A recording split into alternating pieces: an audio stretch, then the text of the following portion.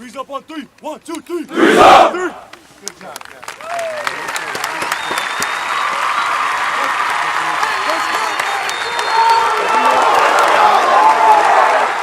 Welcome to Prep Rally, brought to you by ArPreps.com. I'm your host, Vernon Tarver with the Northwest Arkansas Democrat-Gazette.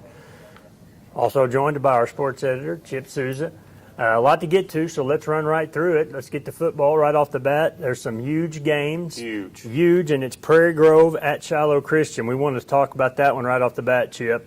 This is just has some huge impact. It's a 4A1 conference. Prairie Grove and Shiloh are both rolling right now. They've been tested a little bit. I know Shiloh has, but this one, kind of some different styles. They've clashed in the past, and it's take your pick. I mean, we love both these teams. You've got Danny Absher and his bunch, and Jeff Conaway. So what are we feeling about this game? Well, this is Shiloh Christian's best start since 2006. They are 5-0 for the first time since then.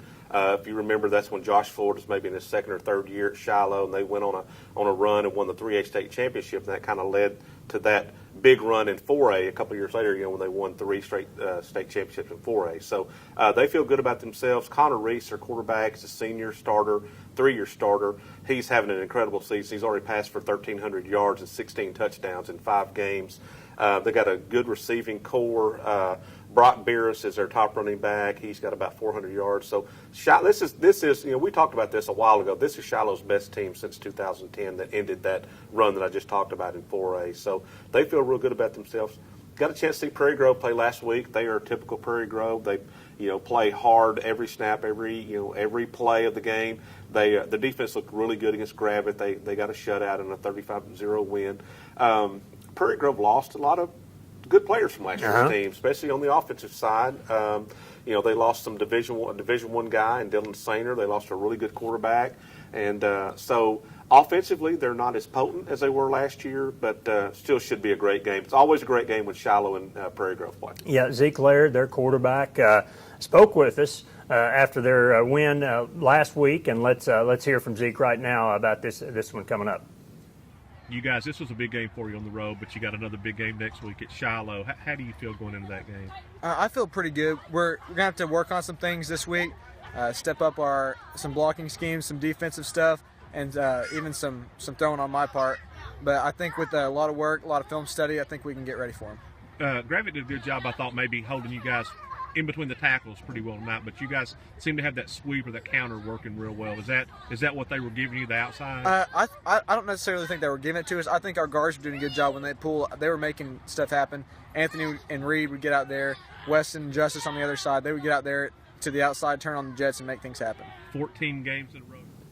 Other games going on this week. You've got a game that's just as huge, if not bigger, to some people. Max Preps even says it's a top 10 game nationally. That's Bentonville at Springdale HarBer. This one is just so big in the 7A West in the state. Bentonville's already beaten Fayetteville, so they're right there in the mix. HarBer, they're only lost to Jinx, Oklahoma. So probably the top 2 defenses in the state, really, if you look at it.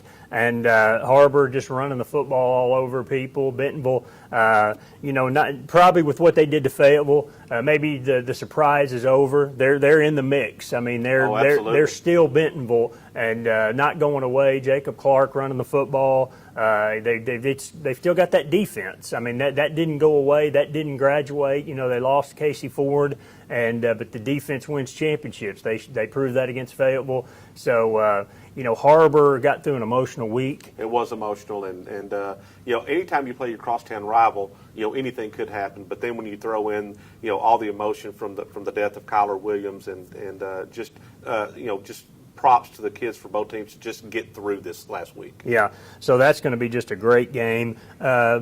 In other classifications, we'll get back to 7A here in a minute, but Berryville probably surprised some people getting a win. I mean, this was a team picked near the bottom of their 4A1. It's not just getting a win. They put 55 points up on the board. And so Berryville has really positioned himself well to be a playoff team in the 4A1.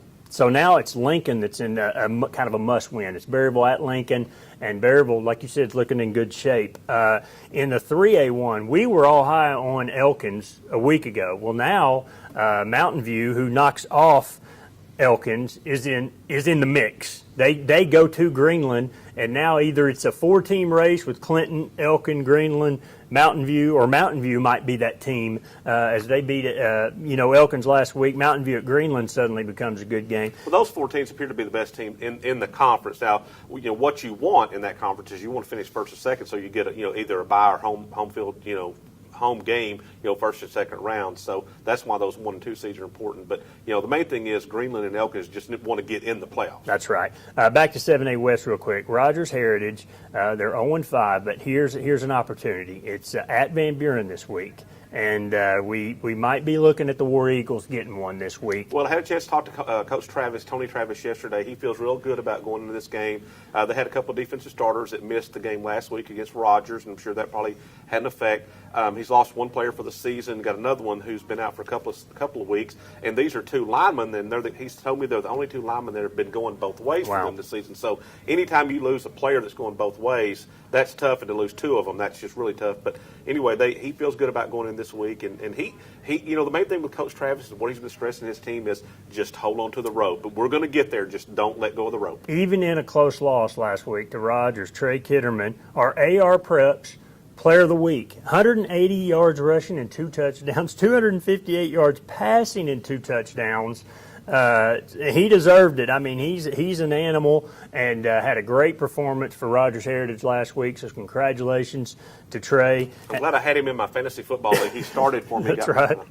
So all these games, we want to remind you, we do our expert pick 'em poll on ArPreps.com every week. And so far this season, Graham Thomas, our guy over in Siloam Springs, but he does this every year. We warn you. He gets out to an early lead and tries to jump out. He's a front runner. He is. He's a front runner, so we're not worried about it. I like to let him get out there and then reel him back in slowly. That's right. Mike Capshaw, we want to poke fun at him, the new guy in the bunch this year in our pick 'em poll. He's in dead last. For once, it's not me. It's the new rookie. So be sure and go to ArPreps.com every Friday, early Friday. We put our standings, we put our picks for all our local games. We throw in some college games just for fun to give us a chance to catch Rick Fires and all the guys that do good in the pick 'em poll every year, and that's always fun here on Prep Rally and ArPreps.com. We also want to get to some other sports. Your 7A West tennis conference tournament was held this week at Memorial Park. Congratulations to the Rogers Mounties boys. They pulled away and had a big day on the final day. You had Payne Henry and Moss Matthews winning the doubles. Jack Vaughn won the singles, and that was it. I mean, it was down to the wire. They had to win. They did. In the girls, it was the Bentonville Lady Tigers with Brooke Killingsworth winning singles, and the doubles team of Chung DeMonte, and that's one name, that's a last name, Taylor Chung DeMonte and Avery Hargrove. So Bentonville just crushed the competition, so congrats there. Congrats to them. They'll move on to the state tennis tournament. I think we got that. Got a week in between, and then they go to state. And then in golf, 4A golf was a day before, I think, the 7A, but Shiloh Christian, their second title in 3 years. Cannon Cawthorn finished second overall, right. And they get it done in 4A, and Fayetteville just keeps it rolling, 4th straight state championship. It's strange they didn't have anyone Chip qualify for the overall, but they went 4th, 5th, 6th, 7th across the board. All 5 of their golfers were right there at right all together. It's almost like a cross country meet. That's how you do it as a team in a team competition. So that's it. That's our show this week on Prep Rally. Stick with us. We'll be here all through the season every week with recap and look ahead editions. And thanks for joining us this week on Prep Rally. See you Friday night.